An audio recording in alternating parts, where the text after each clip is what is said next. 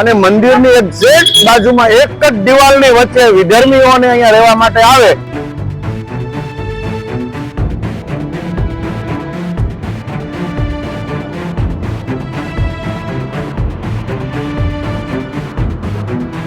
અમારે બોર્ડ મારવા જ પડે એવું હતું, કારણ કે આ મંદિર છે અને મંદિરની એક્ઝેક્ટ બાજુમાં એક જ દિવાલની વચ્ચે વિધર્મીઓને અહીંયા રહેવા માટે આવે તો અમારે મંદિરમાં પૂજા કરવી, અમારે રહેવું કે શું કરવું? અને અહીંના નેતાઓ બધા જાણે છે, તેમ છતાં આજ સુધી કોઈ પણ નેતાઓએ અમને સપોર્ટ આપ્યો નથી.